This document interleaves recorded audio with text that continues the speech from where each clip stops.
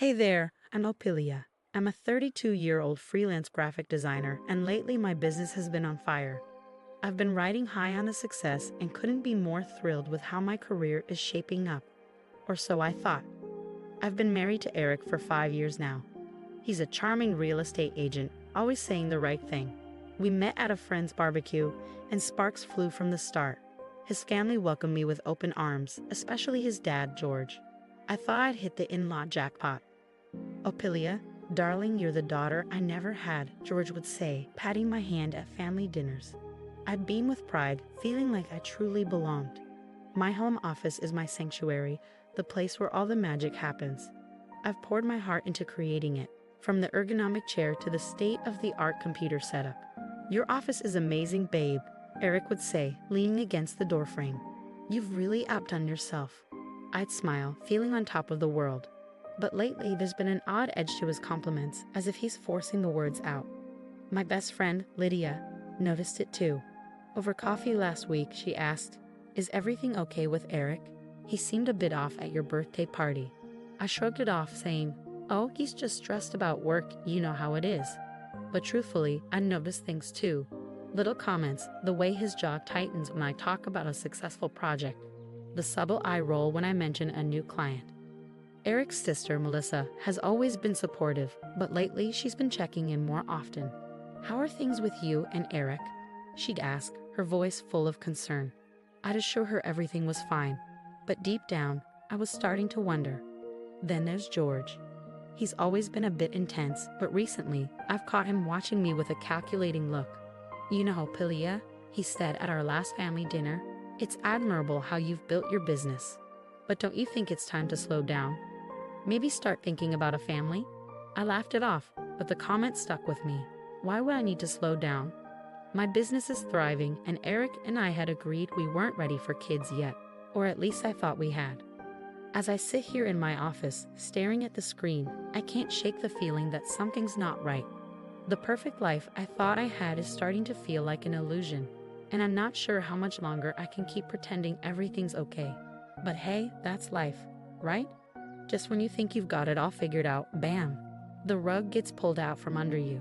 Stay tuned because this story is just getting started. I couldn't believe my ears. There I was, standing frozen in the hallway, listening to my husband and father-in-law plotting to destroy everything I'd worked so hard for. "Dad, we need to do something about Opilia's office." Eric's voice drifted from the living room. "Her success, it's too much." George's reply made my blood run cold. "Don't worry, son. I've got a plan. We'll stage a little accident. A burst pipe maybe. Water damage can be so destructive." I clamped my hand over my mouth to keep from gasping. My mind raced, replaying every interaction I'd had with them over the past few months. Suddenly, everything clicked into place. The time Eric accidentally spilled coffee on my laptop. The way George always seemed to interrupt during important client calls.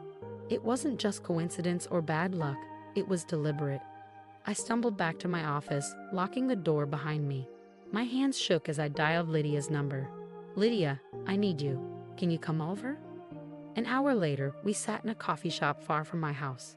I spilled everything. "Oh my God, Opilia," Lydia's eyes were wide with shock. "You need to get out of there." I shook my head. "I can't just leave. Everything I've worked for is in that house, in that office." "Then you need to gather evidence," Lydia said firmly. "You can't let them get away with this." She was right, of course. But the thought of going back, of pretending everything was normal, made me sick to my stomach. "Remember last Christmas?" I said, my voice barely above a whisper, when Eric told everyone at dinner that I was thinking of quitting freelancing to start a family. Lydia nodded. "I remember." "I never said that. He just made it up. And when I confronted him later, he said he was just helping me save face because my business was struggling." "But your business was doing great," Lydia frowned. "Exactly. It's like he's been trying to undermine me all along. I didn't want to see it." Lydia reached across the table, squeezing my hand. "Listen, my cousin Sarah is a detective. Let me give her a call. She might be able to help." An hour later, Detective Sarah Chen joined us. Her no-nonsense attitude was exactly what I needed. "Opilia, what they're planning is a crime," Sarah said, her dark eyes serious. But we need solid evidence. Are you willing to play along for a bit to get that evidence? I took a deep breath. The thought of going back, of pretending everything was fine, made my skin crawl. But what choice did I have? I'll do it, I said, my voice steadier than I felt. I'll get the evidence we need. Sarah nodded approvingly. Good. We'll set up hidden cameras and voice recorders. But be careful. Don't confront them until we have everything. As I left the coffee shop, my mind was spinning. How had my life turned into this nightmare? Beneath the fear and betrayal, though, I felt something stronger. Determination. They thought they could break me and destroy everything I'd built. Well, they had another thing coming. I straightened my shoulders and headed home. It was time to turn the tables on Eric and George. If they wanted to play games, fine, but they were about to find out that I played to win. The next few weeks were like living in a spy movie. Detective Sarah hooked me up with high-tech gear, tiny cameras and voice recorders I strategically placed around the house. My home office turned into a surveillance hub, and I felt like a secret agent every time I walked in. Hey babe, working late again? Eric would ask, his voice dripping with fake concern. I'd smile sweetly. Just wrapping up a project. Don't wait up. Little did he know I was combing through hours of footage and audio, piecing together their sinister plan. And as it turned out, I uncovered far more than I bargained for. One night, I overheard a phone call that made my stomach twist. Jessica, baby, I'll see you tomorrow. Opilia thinks I'm at a client meeting. My husband was cheating on me with Jessica, his perky blonde coworker. I wanted to scream, to confront him right then and there, but I knew I had to keep my cool. This was just another piece of evidence in the growing case against him. As I dug deeper, I stumbled upon something even more shocking. George, my oh-so-perfect father-in-law, had a hidden past of fraud and tax evasion. I found old documents and emails pointing to a tangled web of financial deceit that made my head spin. I worked tirelessly, backing up all my files and moving my most valuable equipment to a storage unit. There was no way I was letting them destroy my livelihood. But keeping up the act was taking a toll. Eric began giving me suspicious looks, probably wondering why I wasn't panicking about my so-called upcoming accident. You seem different lately, he remarked one morning over breakfast, his eyes narrowing. I shrugged, trying to stay casual. Just focused on work. You know how it is. I needed an ally, someone on the inside.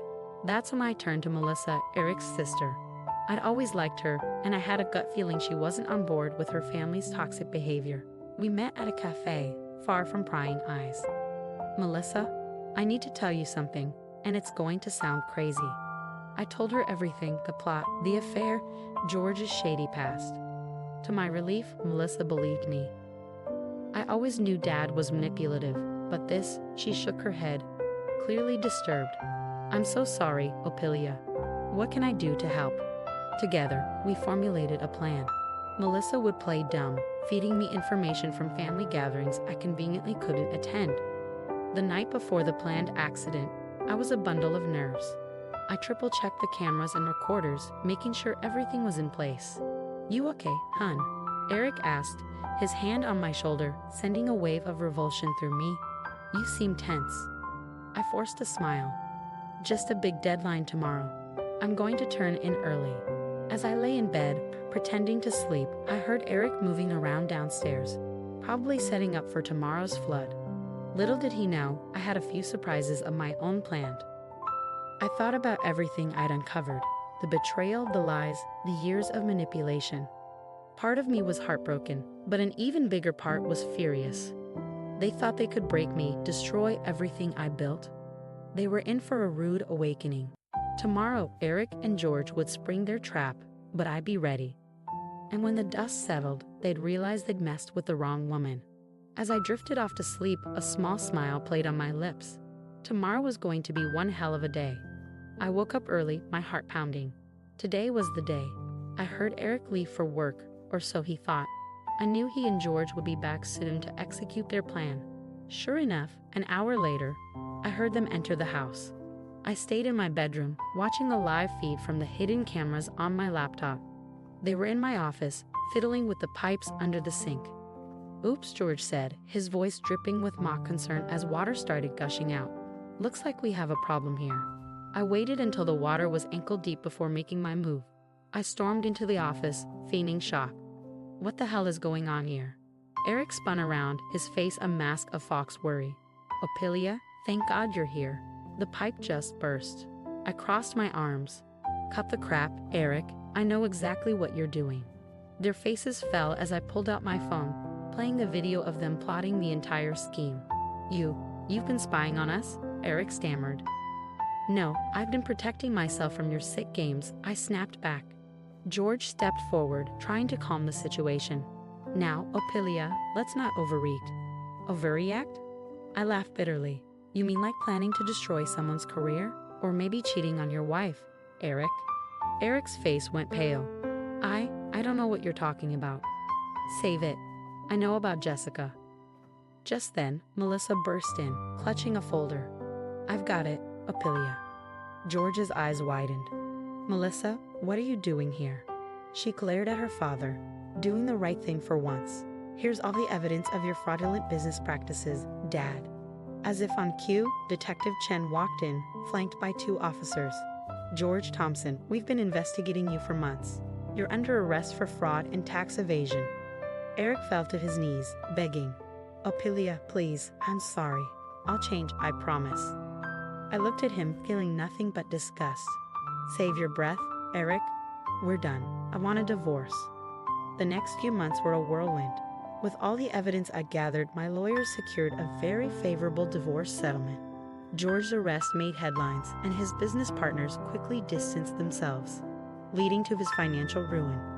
Eric, tainted by association with his father's crimes, lost his job. Last I heard, he was working as a cashier at a gas station. 1 year later, I stood on a stage accepting an award for Innovative Small Business of the Year. My design company hadn't just survived, it had thrived. I looked out at the audience, seeing Melissa and Lydia cheering me on. They bid my rocks through everything. This award, I said into the microphone, is for everyone who's ever been underestimated, manipulated, or held back. Your setbacks don't define you, your resilience does. As applause filled the room, I felt a sense of peace wash over me. The past year had been tough, but I come out stronger. I learned who my true friends were, and more importantly, I learned just how strong I could be. Walking off the stage, I smiled to myself. Eric and George thought they could break me. Instead, they made me unbreakable. And as for me, I was just getting started. The story has ended, but I'd love to know your thoughts. If you discovered your partner was secretly plotting to sabotage your career, would you confront them immediately or gather evidence first? What would you do differently from Opilia? Share your thoughts in the comments below.